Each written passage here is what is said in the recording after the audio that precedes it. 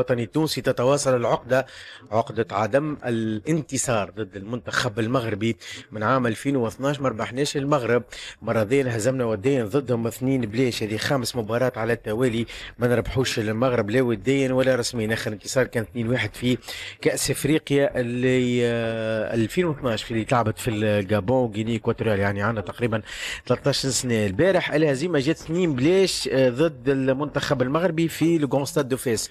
اهداف اشرف حكيمي في دقيقه 80، خطا دفاعي فادح لا يغتفر في التمركز خلى حكيمي وحده. ديجا حكيمي تفاجأ بالكره، حتى طريقه التسجيل توضح اللي هو ما كانش محضر روحه للتسديد، ولكن لاعبي كيف لا ديفيرونس بالطبيعه.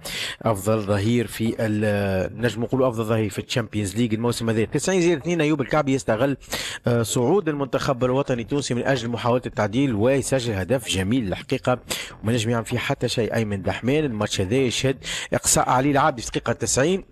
ماناش نبرو، ماناش نحكيو على الاخطاء التحكيميه اللي هو بوبو تراوري، ماناش نحكيو كيفاش يزفر في سونس واحد. احنا ما كناش باهين، كنا خايبين، ما كناش باهين بالكل على كل المستويات. مش نبرو وما نستحقوش الربح وما نستحقوش حتى التعادل، ولكن في نفس الوقت الحكم ماشي علاش باش يعمل الشيء هذاك الكل في ماتش اميكال. ما نعرفش شنو اللي يخليه يعمل شيء هذا. داير زيد جزيري المدير الوطني المدير المنتخب الوطني التونسي تحدث للجامعه التونسيه لكره القدم عن التحكيم، مردود الحكم ومردود مساعد الحكم وصفهم بالفضيحه. نسمعوا زيد جزيري في تصريح الجامعه التونسيه لكره القدم. ما تنجمش تلعب ضد اربيتر. انت الملاعبين ديجا تخلي لهم في مخاخهم وشفناه متحيز. يعني ما نحبش نحكي على الاربيتر، ما نحبش نكون معناها ما نحبش نكون مانيش فير بلاي، خاطر الواحد لازم يكون كبير في كيما في الربح كيما في الخساره. ولهذا مبروك للمغرب، لكن الاربيتر ما كانش في المستوى. لا الاربيتر وخاصه الجوج اللي من هنا من الجهه اليسار معناها كان فضيحه. يعني اربيتر ميزون على الاخر. كي تبدا فما اربيتر معناه ينرفزك، ما عادش يخليك تلعب مرتاح، وشفنا معناها التشنج نتاع الملاعبيه. كنا نجم هو كانت اون فيت معناها حفله، سيتي ان ماتش اميكال والجمهور ما بيعطيهم الصحه المغاربه على الاستقبال. هما عندهم فريق ممتاز، عندهم لاعبين معناها فنيا ممتازين، لكن ما كانوش محتاجين الاربيتر باش يدز معهم. كي تشوفوا النومبر معناها تاع الفوت اللي على 18 متر معناها خذاو لي فوت اللي بعد 18 متر من البلايص الكل، من على اليمين على اليسار في الوسط على الخط. ونحن ما خذينا حتى شيء. وموا كان نجم يزفرنا البيلانتي نتاع حنا بعد فهمت. كارتون روج زايد العلي وماذا بيا معناها نحكيو عليه الناس الكل. الموضوع هذا نتاع الاربيتر والاربيتر جيد نحن نلعبوا في ماتش حفله معناها دو فان سيزون ولا مش تجي اربيتر زفر. دونك فوالا في الاخر في المحصله كما قلنا العقده تتواصل مع عام 2012 ما ربحناش المنتخب المغربي. شايفين هذا ربح المنتخب المغربي في لو ستاد هذاك هو باش نلعبوا فيه كاس افريقيا. عندنا كاس العرب وعندنا كاس افريقيا وعندنا قبلها زاد تصفيات المؤهله لكاس العالم. لازمنا نحضروا روحنا ونديركوا. الماتش الودي الثالث لمنتخبنا الوطني كان مقرر ضد غينيا، ثم تم الغائه وتعويضه بمنتخب زامبيا نهار 10/8 نتاع العيد في كازا في ملعب محمديه. امبارح الجديد هو كونه الجامعه التونسيه لكره القدم اعلنت كونه رسل صحفيين في مراسله اعلان كونه تم الغاء المباراه الوديه ضد المنتخب الزامبي وتعويضها بمباراه اخرى ضد منتخب افريقيا الوسطى نلعبوا نهار الاثنين 9 جوان 8 نتاع العيد. كما قلنا تم الغاء الوديه ضد زامبيا، نلعبوا ضد منتخب اضعف من زامبيا اللي هو افريقيا الوسطى. نلعبوا باهي للمورال وباهي الربح. ان شاء الله عاد نربحوا افريقيا الوسطى اخيرا كما نربحوش افريقيا الوسطى. نهار الاثنين 8 نتاع العيد المباراه الوديه الثالثه، اخر مباراه في السيري تاع المباريات الوديه في شهر جوان. يقدم اخبار المنتخب. المدرب المنتخب الجزائري كرة القدم فلاديمير بيتكوفيتش قرر السماح للثنائي يوسف البليدي ومحمد امين توغاي بمغادرة تربص المنتخب الجزائري. تربص الخضر كانوا يشاركوا في المباراة الأولى ضد رواندا.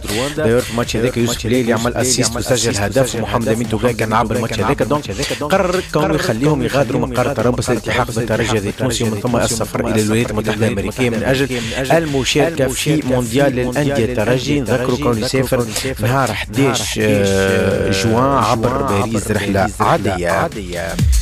بدنا حكينا على كاس العالم للانديه، ثم ريفوليسيون باش تعملها الفيفا في كاس العالم للانديه، بما انه باش تعتمد الذكاء الاصطناعي في حاجه موجوده هي من قبل، ولكن باش تزيد دعمها بالانتليجنس ارتيفيسيال. شنو الموضوع؟ الديتكتور سيمي اوتوماتيك نتاع لورجو اللي يصير باش يشوفوا اسكم لاعبي موجود في تسلل والا لا. موجود من عام 2022 الديتكتور هذا، وقتها ثم كابتور يبعث معطيات لغرفه الفار والحكم بمعدل 500 مره في الثانيه. جديد هو كونه بالانتيليجنس ارتيفيسيال باش يولي يديتكتيو كاريمون البوزيسيون تاع الملاعب ويبعثوا دي دوني دي زالير تنبيهات اذا كان الملاعب موجود في وضعيه التسلل. دونك يتبعوا البوزيسيون نتاع الملاعب ويعطيو لي سينيو، يعطيو لي زاليرت التنبيهات للحكم ولغرفه الفار، وديما حسب الفيفا يقعد القرار النهائي لغرفه الفار وللحكم. جديد زاده هو كونه المشجعين باش يشوفوا في نفس الوقت اللي يشاهد فيه الحكم اللقطات نتاع الفار ويعطي دي اكسبليكاسيون يشوفوهم على لي زيكرون جيون في الشاشات العملاقه في الملاعب. الحكايه هذه موجوده من قبل في افريل ديجا بدات وفي بعض البطولات، ولكن باش يتم اعتمادها رسميا في كاس العالم للانديه. الحاجه الثالثه جديده هي كونه قبل نشوفوا كيفاش المسؤولين على الفرق هما اللي يمشيوا يكتبوا ورقه يعطيوا الكاتريام اربيتر يقولوا له عنا تغيير باش نبدلوا الملاعب هذا بالملاعب هذا، ويقيد الورقه ويعمل لك الحكايات هذيك الكل. جديد هو كونه الفيفا باش تعطي لكل فريق مع بدايه كل مباراه تابلت حاضره فيها لا ليست نتاع لي جوار الكل، معليه كان ينزل على شكون لي شونجمون اللي يحبهم ولا الكاتريام اربيتر يمشي الى نص يعلن عن التغيير بالتابلت. ما عادش ثم ورقه وهز وجيب. ما عندهمش فكره هوني في تونس كيفاش قاعدين نعملوا ساعات حتى اكل الصابوره هذيك اللي فيها الارقام ما يهزوهش. بدلوا الديسيبلين نمشيو للتنس. اليوم الموعد مع الفينال دام نتاع رولان جاروس، كوكو جوف ضد ارينا سابالينكا. صاحبة المركز الثاني كوكو جوف تلعب ضد صاحبة المركز الاول ارينا سابالينكا. مساعتين الفينال هذيا فرجه باهيه نهار ثاني عيد. ارينا سابالينكا اول فينال نتاع رولان جاروس في مسيرتها في التنس. بار كونتر هذا ثاني فينال لكوكو جوف اللي خسرت الفينال نتاع 2022 23 ضد ايجا جيفيونتيك. كوكو جوف ضد ارينا، هذه الفينال رقم 2 في جران سلام ما بيناتهم الزوز في الياس اوبن 2023. وقتها كوكو جوف هي اللي ربحت. بار كونتر اذا كان نشوفوا لي ستاتستيك نلقاهم لعبوا ضد بعضهم 10 مرات، 5 مرات كل واحده ربحت. لشكون الفوز السادس اليوم نعرفه. وزاد للاشاره كوكو جوف ربحت فينال في جران سلام وخسرت فينال. وبالنسبه لارينا سابالينكا هزت 3 تيتر في الجران سلام وخسرت 2 فينال منهم اللي كنا نحكيو عليها ضد كوكو جوف. ماضي ساعتين فرجه مزيانه برشا الليله.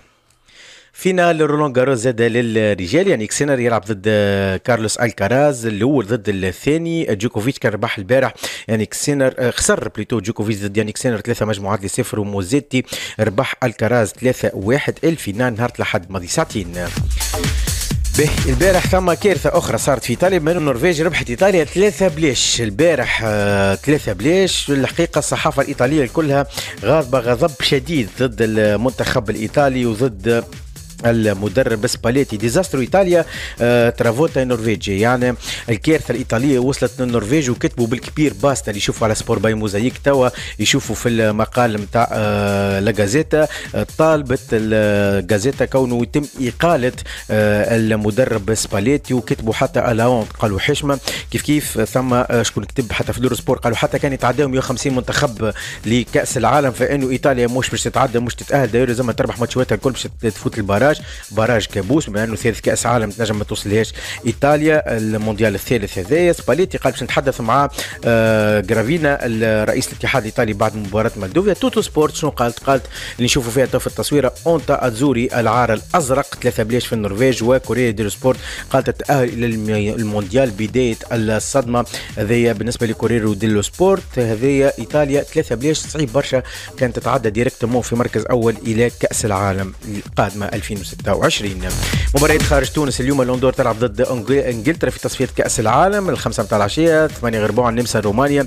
8 غير ربع زاد فنلندا هولندا. وفي مباراة الودية 6 متاع العشية الدنمارك إيرلندا الشمالية. 8:30 الولايات المتحدة الأمريكية تركيا.